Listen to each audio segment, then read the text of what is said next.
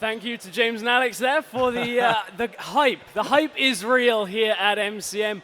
I am Stress. Alongside me is Spuddington. We've brought you all of the action so far this weekend, and we're going into our grand finals here between Mistakes Were Made and Tick, Trick, and Duck. Now, of course, this is a matchup that already occurred in the tournament. We saw this yesterday. Best of 3 went 2 for 1.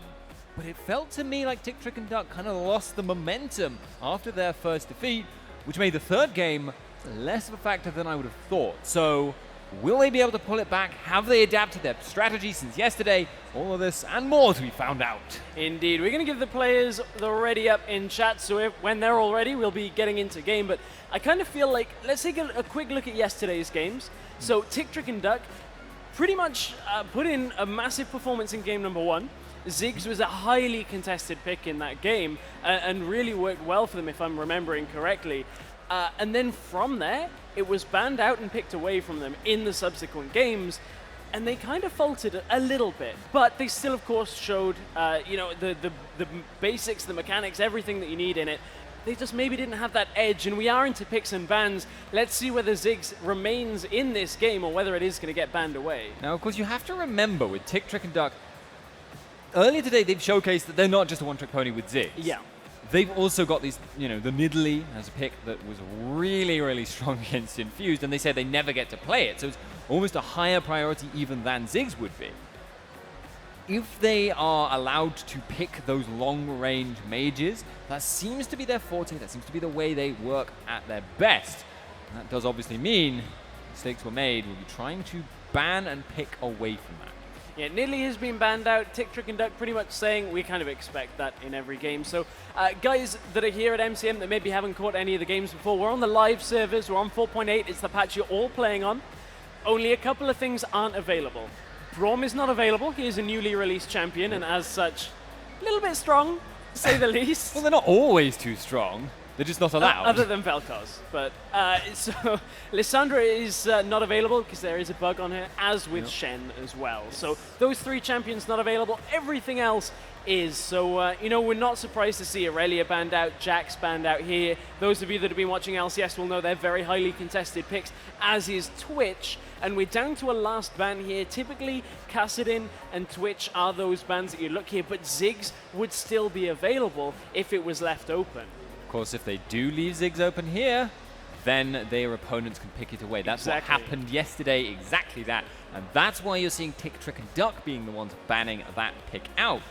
Forces the earlier mid pick on their opponents, but Kale. We didn't even pick up on it. Oh, dear. Oh, it's only been a very, very recent thing. We're talking 2-3 days that Kale has been really this prominent. But she's so scary when she is. Yeah, we saw it begin in a little bit before European Super Week when that Reddit thread went up about the Hurricane Kale, where I was actually reading the patch 4.9 preview, kind of like assumption, and they're saying she's turned into an AP maneuverable AD carry caster support. Yeah, she sort of does do everything and does it very, very well when she's good, and when she's bad, she just does nothing. But expecting the Teemo, I mean, hopeful. It's been hovered over quite a few times. Yeah, they have tried. So Elise Zyra is something that Tick, Trick, and Duck. It was gonna happen. Tick, Trick, and Duck, you've done it once. Now I've done it. Right. TTD. They've used that composition a lot the last couple of days, and now you're cracking up like I did yesterday. But TTD have played a lot of Zyra. Zyra has kind of come back into things a lot with her play down in that support role.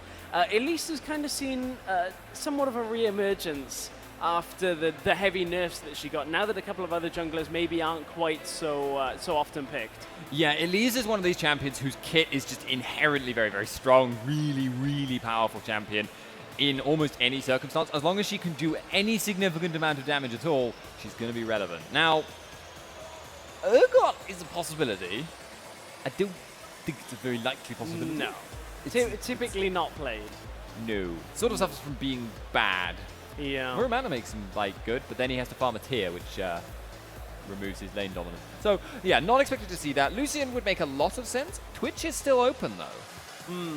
And we did see they do play it. Yeah, he is still open. Now that Lucian's locked in, I feel a little bit more confident. And this is very similar to what TTD have played all weekend long.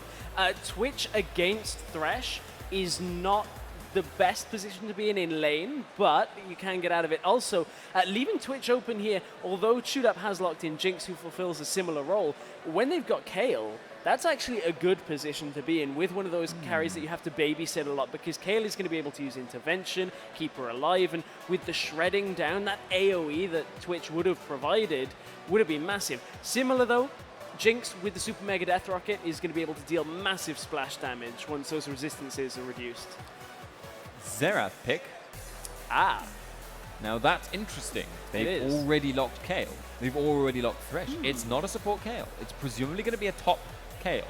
Yeah. Now, there's another issue with that, which is that Tick, Trick, and Duck are building a kiting composition. We've seen them do this multiple times. I pointed out in the past, Kayle is not good against that. Jinx is not good against that. Xerath, I don't know. I don't think I've seen him played competitively, So, Alchemist plays Xerath a lot. It's one of his more favorite champions alongside champions like Swain. It's a very different style to a lot of mid laners that are played right now. I mean, it's comparable in a sense to Nidalee in a way, but with the way that you got long range kind of poke. But a lot of mid laners right now outside of Nidalee are pretty much just consistent utility champions, and that is not what Xerath fulfills a role. No. They're either like LeBlanc, who will kill everything by jumping in, or they utility. And you know, it doesn't really fulfill either role, and I'm wondering how it's going to work against his kite composition. I don't like Xerath, honestly, at the moment. What I see far too often with Xerath is that his ultimate basically just misses. Because you're super dependent on landing it. It's a super long range, super fast projectile, but it is a long range. And if you do miss, like even slightly, it's a tiny AoE, and that can very, very easily mean you just have no damage at all, at which point you are worthless. Interesting that TTD would go with Mundo for their top laner. It is a champion that has been played a lot in recent times, and you know, it does have its strengths, but a lot of top laners were starting to say, you know, he doesn't do so well in lane anymore. His, you know, early game is kind of difficult to get off the board with, and then his scaling is not as good as other top laners. So I wonder against this Kayle how that's going to factor in. Well, he's one of the few champions that can probably actually deal with a Kayle one-on-one in the super late game, because his damage is decent, but he gets so tanky. Even a Kayle will not be able to kill Mundo before Mundo kills her. Right. That will mean they have the option to split push in the late game. That will mean their four-man team and the rest of the team can kite a lot more effectively and just rely on that pressure to force their opponents to engage, rather than having to try and do something awkward like trying to engage with like the ball on Elise, which is never really the plan you want to be running with. So it does make a lot of sense for them, but you are right, it might cause them some problems in lane, and it's not like 2v1ing is really going to give them an advantage either, because they've obviously got the Lucian Zyra who can out-trade and out-farm the Jinx Thresh.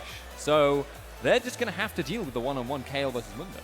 I'm thinking back to the tail end of that pick and ban phase, and of course, I was going to say R1, that's Yero's tag. Mistakes were made were in a position where they had to blind pick their top laner. They either had to go with a Kayle in the top lane or blind pick top, and I'm just wondering what other options they possibly could have had, because this is a very kind of disjointed team composition that Mistakes were made are running.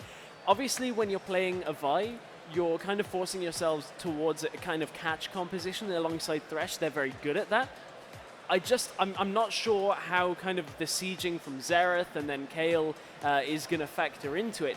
Whereas they had, you know, other picks that potentially could have been played in that kind of role in top laners was maybe more consistent champions rather than forcing a Xerath into mid. Although, as we said, Alchemist is very well played on Xerath. I'm just thinking there was like Renekton was available. There were a couple of other top laners. Now that Jax and Irelia are off the board. Yeah, it's not like they picked Kayle to keep her away from the enemy and then was like, oh no, we've left Xerath open, we better steal that away. No one plays Xerath apart from DX Alchemist, so seems like a very strange choice to make, and they must have some kind of plan for it in mind, if he is just that good.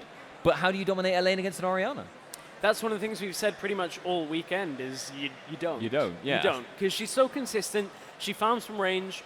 Difficult to kill her with a shield. She can pull you back if you go too far all in with that shockwave. And, you know, she's just a very versatile champion. And we'll have to see how Tick, Trick, and Duck try and at least compete against this catch composition. They've got good disengage is one of the things. But this is a best of 5, guys. It is a weighted best of 5, however. So mistakes were made coming from the winner's bracket, have a 1-0 lead to begin this best of 5. So Tick, Trick, and Duck need to win 3 games. Mistakes were made need to win 2. Yeah, that is a significant advantage and affects mentality going into the game. You know that you've got to make it work. Arguably, though, it can affect your mentality if you're on the winner's bracket side by making you think, oh, we got this. There is another little interesting thing about when you play a game earlier in the day rather than just kind of setting up and going, is TTD have been on the stage this morning. They played against Infused. They're warmed up. They're very comfortable with the stage, comfortable with the crowd, all the noise. Mistakes were made, haven't played since yesterday. That's true. That's sometimes going into the first game can kind of unsettle you a little bit. Certain players are affected a little bit more, but it certainly is an issue that you look at when you're coming in kind of fresh, that they've had time to warm up on the stage, they should be past it, but the early game, I kind of might expect them to play a little bit slower than, not wanting to over-aggress, not wanting to, maybe make a mistake here and there. Yeah, I can definitely see how that would make a lot of sense. Psychology of playing League of Legends? Psychology of playing any game, really. And we're into the loading screen. Everyone actually is at 100% as well. So we're waiting for the game to actually say it's here. Yeah, exactly. It looks like we are about to. I'm going to stall for time as much as I possibly can because there we go. We are into game for our grand finals here at MCM. Game 1 between Mistakes Were Made on the blue side and Tick, Trick, and Duck on the red. All right, so which are these teams going to be going for anything in this level 1? I'm actually not expecting it right now. There's a temptation to do that when you've got a Thresh, because obviously one hook, you can follow that up very, very easily. But doing that into an opposing Zyra is very, very dangerous. She's kind of like almost the reverse Annie, because Annie wanted to land that AoE stun. Zyra, you want them just to walk into you, so you can just root 4 or 5 of them, and then, oh, look, you're kind of all there for the pickings. Flash Zyra root is like the least threatening thing in the game, but on the other hand, if they don't see it coming, at level 1, because you can always flash out of it if you have managed to get yourself in like. I don't even know where you could be where it's literally impossible to dodge it. That's one of those things that, as long as you get a flash from it that isn't the support, it's kind of worth. Yeah. Now, the thing that's interesting here, if you can check brushes, Zyra is very good on the defensive, remember, but they never said the defensive has to be in your own jungle. No one at the moment looking to contest it. If they get seen here, they have indeed been seen. Tick, Trick, and Duck have recalled? No, they have not. Started some. Yarrow is going to land the hook on Sunny. That's possibly best case scenario, but Yarrow goes all the way into the fight. He managed to actually get out with a significant amount of health still available, and that's going to call the end of that level 1, but Yarrow got away with far more health than I think he should have. 4 summoners burned, though. Flash heal, flash ignite. That bot lane from Tick, Trick, and Duck is super, super vulnerable now. And Yarrow, he didn't even flash. Yeah, that's one of the surprising things, is he kind of just walked out. Well, when you're, I think this is mostly just because if you have just had your AD carry being hooked out of position, you're thinking disengage, disengage, disengage, disengage right now because this is going to go badly if we fight it out. Which means the Yarrow just obviously gets to walk on out. If they did focus him, that requires them to stay in that position. But essentially what this gives the bottom lane now a decision to make is they can either try and play aggressive, get those hooks where they can, or Jinx is kind of just easier farming. There's the hook that they're landing. It's Yarrow, of course he's going to play aggressive. Ignite is going to tick down. First blood goes to shoot up. Are they going to be able to hold Bonaparte? Yes, they are. He's not able to answer it. Double kill to Jinx to start the game. And Yarrow even dodged that return fire from Bonaparte, so sudden, that is a horrendous start. And of course they're going to play aggressive, like you say, because it's Yarrow. He's a super aggressive support. He's very, very good at landing hooks. And you're dealing with a Zyra with no summoners. something we didn't even notice. You can tell how much Yero wants to be aggressive in trade. He started Ruby Crystal and not a gold generation item, so he has that extra health. Yeah, it also enables you to start with a ward and a pot. And Nightmare is in the top lane. Kale is squishy, no escape. Can they land the cocoon? That is the question. The cleaver is going to Yeah, slow him she's down. gone. He doesn't even need the cocoon at this point. Nightmare, they forced the flash out and still picked up the kill. Yeah, that is a really, really good answer. And honestly, Instinct should have known that the cocoon was not the thing to be scared of at that point. Yeah, at that point, Burning Agony being able to stick. But this is something we saw Yero do yesterday to such great effect. They didn't land the Xerath stun, but the roam at the 3.5-minute mark out of Yero is going to pick up another kill. And of course he's going to roam because Chewed Up just went back. So it's all just really, really good timing, good game sense. He's got his Sightstone now as well. He's going to return to lane with a little bit of an XP advantage, remember? Even though he was away, which means Chewed Up also got the solo lane experience for a little while. So they're going to hit level 3 further. That's going to mean they're going to have even more all-in potential. Their opponent's summoners still aren't up. One more hook, and this could be another death. Oh, Zap lands. They actually used the dash to get rid of the slow. speed debuff, Yeah. but it was kind of after it hit. Yeah. Well, it was kind of just as it hit, so I don't know whether the animation completely was removed. But one thing I was going to say from here is, what do you do if you're Nightmare? Because, I mean, the saying goes, don't go to the losing lane. But against the Jinx, how do you kind of fix that lane without just saying you have to play passive bottom, I have to camp top? Well, it looks like he's actually just going to go for the camp on top. Repel into the lane, looking for Instinctive. He has no flash. This is a horrible position to be in. You can see No the flash. damage coming out. Cocoon lands, and there is the camp top. And that's the problem with running Kale top. Very few teams do this. NIP do this because Alex H only has a mid lane champion pool. As far as I'm aware, no other team does Kale top. And there is a very good reason for it. It's because she's super, super squishy early. She needs her farm, and although she can split push later on, you don't need her in the top lane from the start of the game in order to do that. And I think that's why they were confident in picking the Mundo, is because Mundo having an easier early game against a champion like Kale is far better for him than a lot of the standard top lane matchups. And we know how good Mundo can be as he scales through the game and becomes that massive tank. Yeah, once he gets too tanky to deal with, you just have to somehow bait out his ultimate before you ever really engage, and that's not really going to be an option for this kind of a composition. And if they try to avoid engaging, they're just going to have to deal with the split push now. So, going back to laning. Yeah. So another point about the Ruby Crystal start on support is we've seen it done by a couple of people. I think Crepo is one of the... Yeah, he's an advocate for it because it gives him an earlier Sightstone, and he maintains that that's a gold per 5 in itself. Effectively it is. You're going to be buying maximum wards anyway. It's the same principle as it used to be when you could buy infinite wards. You still want, if you're going to put gold into wards, it may as well be from your support, who has the least scaling off it. He can't. Oh man, Nightmare got dropped back in. Remember, they changed Repel. Are you not able to jump to Dragon? Not from there. He was right on the edge. I mean, he must have been trying. Yeah.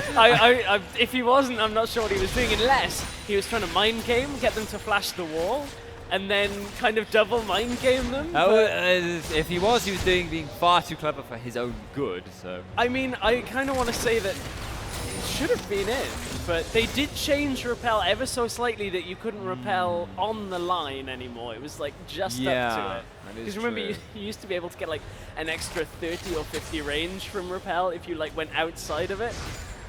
It was very, very generous, and Phantom Joe has hit level 6. He could just all in this. Yeah, this gonna kill is him. not good for Instinctive. He's Goodbye. got Sadism running. Instinctive. Cleaver. Oh, he dodged the cleaver, forced the flash out. But, I mean, that's just Mundo ruling top lane. Yeah, and what is Kale going to do now? Her item build is going to be massively delayed. I mean, maybe she could even try and build like a Blade of the Ruined King. That might not actually be a terrible item on her if you stack that with the Nash's too. But regardless, she's just not going to have enough damage. Hero playing the bluff game in bottom lane. There's nobody there. There never is. You know it's a gank when he runs forward and there isn't a lantern. Yeah. Yeah, it's normally when he's moving backwards the gank actually ends up coming. But I mean, we saw a lot of damage come onto Snow in that middle lane, and Snow, have we seen Snow on Orianna? I'd like to say we have yesterday at one point. I know he played Yasuo. I feel like in the last game he did play Orianna. Sounds right to me. I'm going out on a whim, but I remember that it wasn't as impressive as his 6. No, And it is true. right now he's farming pretty well, in line with Alchemist, but Alchemist does have that kill from that early gank, the roam from Thresh. So, I mean, now they're looking for a jungle invade as well, and TTD might have to be careful. Well, TTD can hold this. There's no realistic way Vi is going to try and solo that situation. Because, of course, you are strong on the map in your jungle, where your laners are strong, and with Kayle being not at all strong at the moment, that is not really going to be where they want to be going to focus for jungle invades. Actually, I'm a little bit surprised that Zanya went for it at all. Yeah, I'm also a little bit surprised at how well Kayle is farming, considering. 3 deaths and still up on CS on her lane opponent. Yeah, that is definitely true. And part of that, of course, is that she will naturally push him into tower a lot. Yeah. But Mundo should be able to farm on the tower pretty reasonably well. Yeah, I mean, I guess she's just spent a lot of time with Reckoning on, and the minion waves that's going to kind of burn down, but interesting. Yeah. Interesting to note.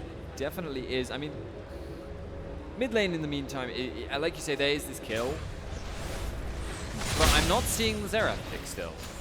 Like, I'm not sure what it is achieving for them in a compositional sense. And I'm not really sure what it's doing for them in the laning sense. I guess we'll have to figure that bit out as we get to that kind of siege passage of play as things continue. But for another minute or so, Teleport is going to be down on Kayle, so perhaps there's an opening if they can get a pick in the bottom lane for TTD to maybe open up a dragon, because Mundo still has his available. Also, Kayle has no way of interrupting the Mundo teleport. Yeah. Likewise, Mundo no way of interrupting Kayle's. But yes. So pretty much that's a free lane. As soon as one starts to teleport, the other can follow. Yeah, a Mundo is a lot more scary though. He's jumping in, because Kayle, if you're already like way committed and she's teleporting behind, obviously then she's quite scary because she's got tons of damage and you can't get away.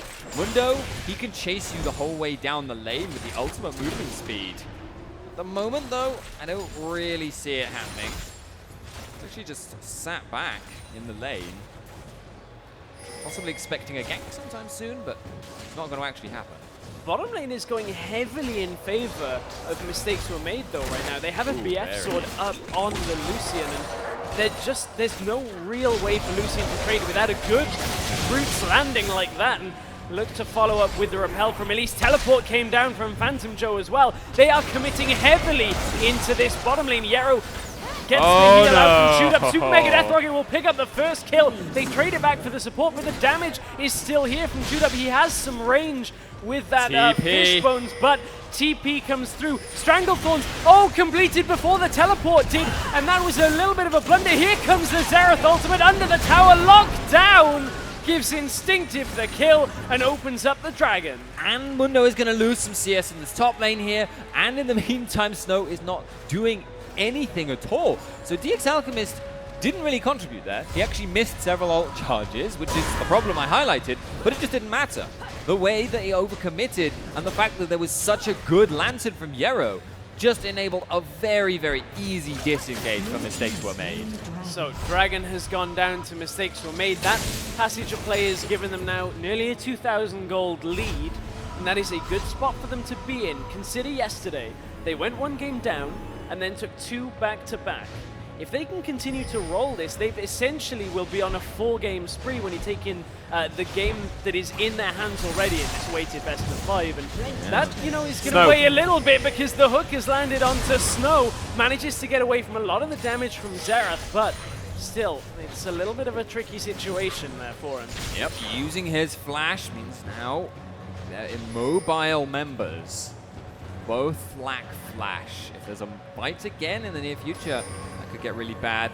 And mistakes were made. Good vision right now. This blue buff this is not Nightmare's blue buff to be trying to secure here. He's going to try and take it, but I'm pretty sure that there was a lot of pings around this ward, so they're either aware or they're just hesitant to actually go in on this. And see it's now been warded out. Stealing it. A little bit, looking for the steal. Smite did go down. Used the Vault Breaker just to get in range. Got the Smite. Lasagna steals away the blue. Yep, and he knew he could get away with that because he knew Elise would stay there. It was a donation attempt, and it didn't even go onto the right team, let alone the right player. Xerath roaming down now. If he joins up with this two-man team, their siege is strong, so even if Elise is here to hold, they should be able to just take this tower. Yeah, the tower is going to go down. That will give Chewed Up that movement speed bonus. And you can see he tags Sunny, but they'd already pinged onto Nightmare earlier. They do know he's potentially around the area. So Xerath actually comes into vision. What that did was make sure Nightmare couldn't actually go on that. And from there, I believe that was Sadism popped in the top lane because Instinctive was returning damage. Yeah, he's going to have a lot of damage. Just by virtue of being Kayle, you have a lot of damage. And he also has resistance shredding, which is very important against this matchup. But are they going to be able to kill Mundo? Vi is heading up there, but he's going to be seen when he jumps over the wall. I don't really see this working. Mundo did take a second and a half there. It was like, oh, man. I thought Lasagna was going to go straight in. Yeah. And he would have just about been able to get in range for it, but yeah, he would have gotten the lockdown. The problem, of course, with Vi against Mundo in that situation is you use so much of your damage to get the movement, to get onto him. It may not have worked out for them, so he was trying to get the actual damage angle. Oh, look Sunny. at this. Sunny is a little pushed out. Even Emergency uses farming. The culling. Oh, man. Flay does not land, though. That is a big cooldown gone. Ooh. Sunny manages to flash over the wall. Yara's got mobility boots. For all intents and purposes, shouldn't be getting away from this one, but those mobility boots are still cooling down. Now they become active again. Sunny is long gone. Yeah, 2 versus 2 in the top lane, but you can't fight that. Lasagna and Kayle, especially as well, do not have the damage to deal with Mundo. And if you don't kill Mundo quite quickly in an early game fight, his damage will burn both of you down at once, because a lot of it is AoE. So, continuing just to kind of steady the ship a bit here, TTD. Yeah, and then it'll be interesting to see whether they can. Right now, the UK team of Mistakes Were Made, or predominantly UK team, have got themselves a decent lead here. Around 3,000 gold is their lead, but Tick, Trick, and Duck not that far behind. Lasagna in the top lane, however, is going to lock down Phantom Joe. Phantom Joe now has Sadism again, but he's too low. The regen isn't enough yet, and that's another easy kill. And when you get up close like that, you do have the damage. So now they've got a really big advantage because they've got 3-man in the mid lane, which can kite reasonably effectively, disengage reasonably effectively against a team of 4 that can't engage effectively at all. And they've also got this pressure in the top lane, although Kayle is opting not to end the laning phase. Alchemist nearly got locked down, but you can see Lantern was there, making sure that Alchemist didn't take too much damage in the process.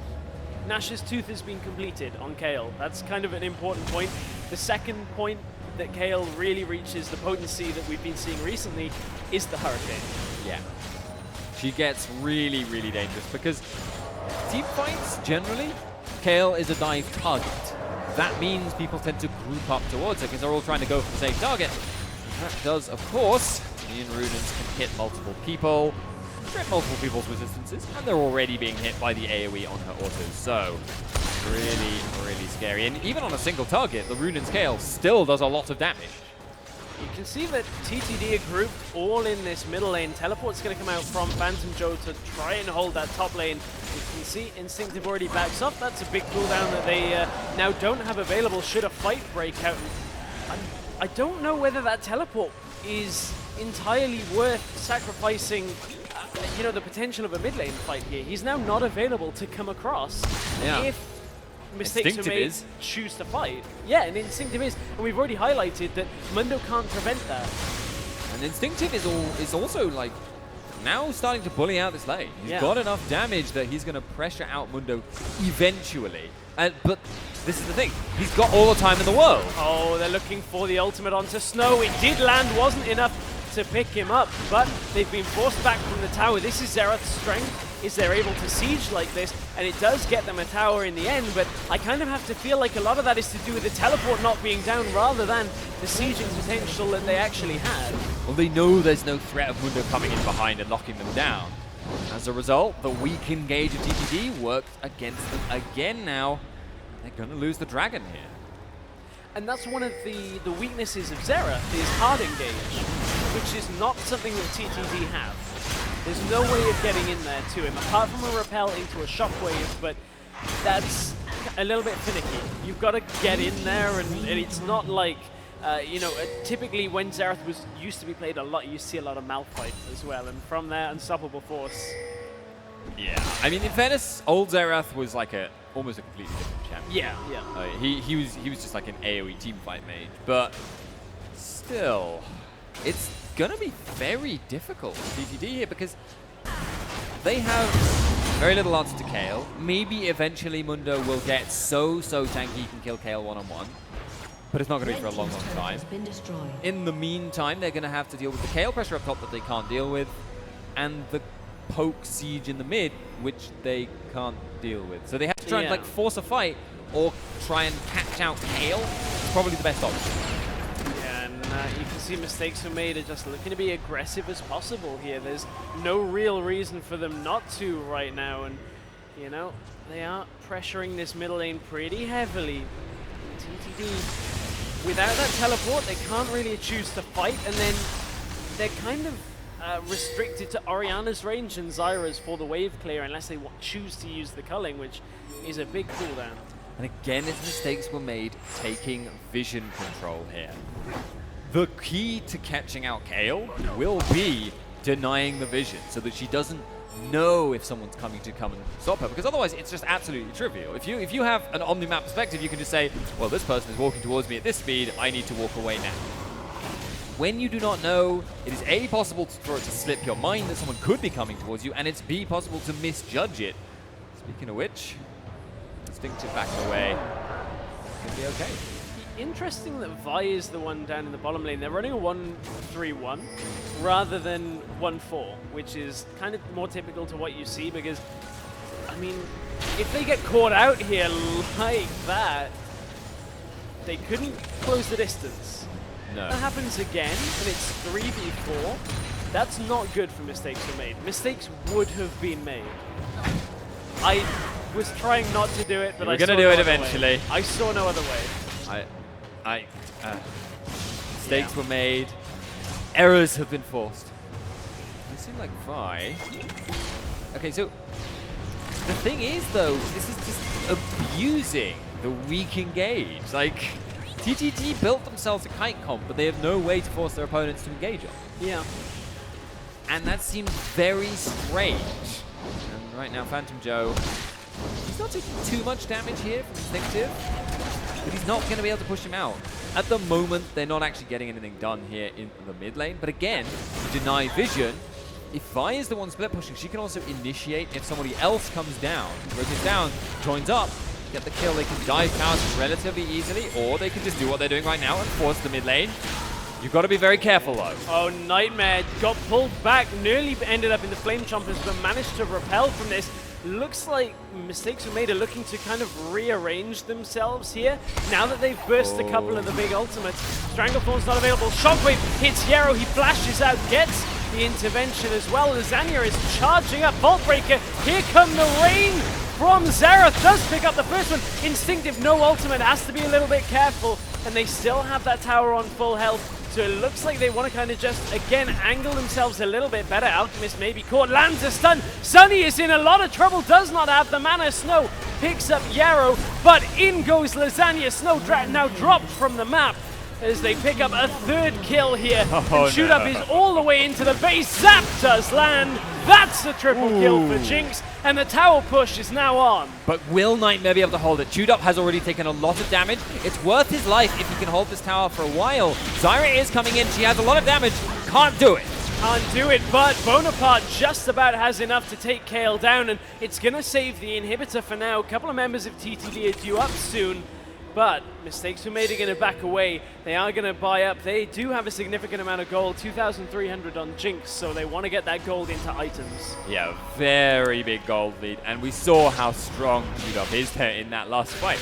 Get a reset chain, chase down so many kills, because up until that last tiny passage of that team fight, it was looking very, very even. It was looking almost like it could have gone the way of TTD in spite of the gold difference.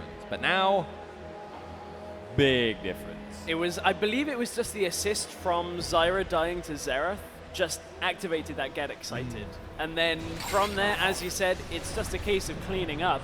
And if there's one thing Jinx is great at, it's cleaning up that tail end of a team fight. And she's well through that laning phase where perhaps she can get caught out, has a massive CS lead, has a massive kill lead, and is at such a good position to be in.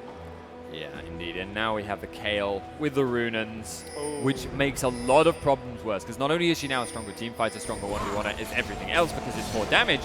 Look at how fast she clears the wave now. What was that? Yarrow using the lantern trick out of the laning phase as well. They're in a mid-game rotation phase, and he's like, oh, okay, I'm just going to...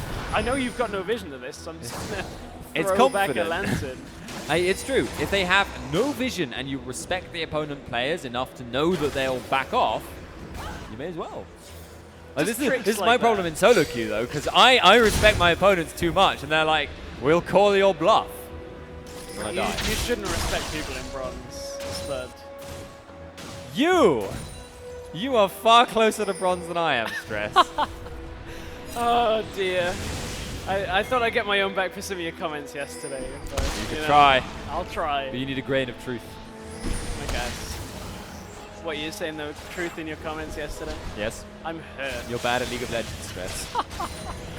Oh, I wish I could disagree with you, but my match history would probably be evidence in that trial. Sad times. If only there was some way of hiding your match history and playing on accounts at lower levels, more suited to winning. Oh dear, 10,000 gold is the lead now for Mistakes Were Made, and that's really a difficult point for TTD to be in. Not only have they got that massive gold difference between the two, they also are rapidly losing map control. They have no inhibitor tower in that middle lane, and it is a very difficult thing to do, is defend a tower like that when really the siege is just so good out of Mistakes Were Made right now. It is. At the moment, they seem to be hesitating, though. They are lacking their vision control right now, so they don't want to get flanked. That is what they are going to be a little bit vulnerable to. If Chewed Up were to get jumped on by Mundo right from the start of the fight, and he sticks to her, it could be a problem for them. So they're being very careful, very cautious about how they move forward here, and they're perfectly happy to keep playing this game. Oh, here comes the Sultan Battery. Massive damage out of the Xerath ultimate. It's easy to hit them when they're locked down, and that's a double kill for Jinx. Here comes the cleanup. Chewed Up is on the triple kill. Can he get the quadra? Zap did not land into the heal. Intervention. Oh, the Zap would have solidified a quadra. It's an easy inhibitor, and now the rotation out. The pings have gone to Baron. Yeah, he'll be okay with the triple.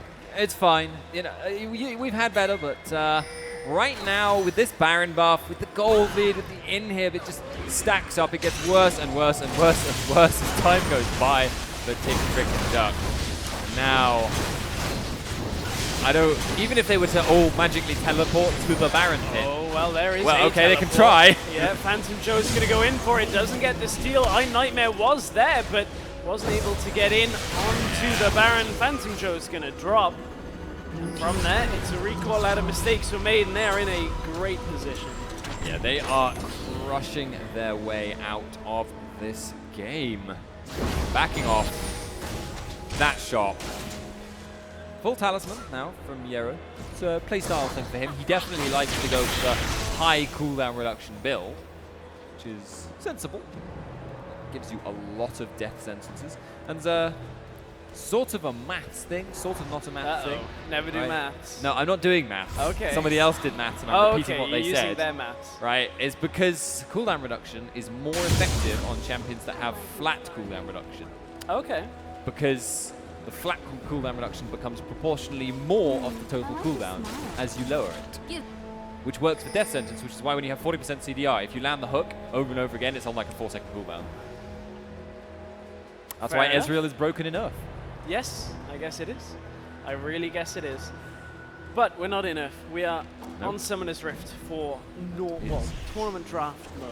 So, you know, it's not true.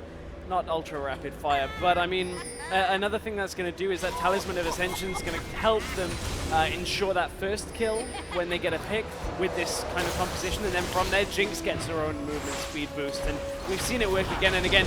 It's an angle being cut here from TTD. They have chewed up though. Nobody is there really to defend him, but he's lasting so long. He's managed to kite his way all the way back. Super Mega Death Rocket didn't quite pick up a kill, but look at how well he's kite all the way back through bottom lane, and Yarrow is untouched. Flayback onto Nightmare, hooks him in, double kill for Instinctive. Impeccable kiting. And that is the game there. They will be able to finish it off, and indeed we have the surrender vote. Very much understandable, and like you say, really good kiting out of Chewed Up at the end there. The way he was essentially dodging the culling by using the minions, just really fun to watch. A really fun game to watch as well. There was a little bit of everything in that game, and TTD looked, at times in the early game to have kind of established themselves, but mistakes were made, just got the picks. And that was their composition, was you get the pick, and then from there, Xerath just allows you to siege. He's on Alchemist, consistent in mid laner against Orianna, and once they get out of that laning phase, Kayle was back into things, and goodbye resistances. Yeah, I'm still not sold on the Xerath pick. But it worked for them this time, definitely.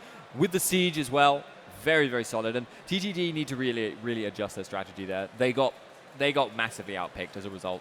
It was the kite composition against a team that didn't need to engage. Well, we'll see whether they can adjust that as we head towards game 2. So, well, game 3 of our best of 5. Yes, because it is weighted, so mistakes were made and now at 2-0.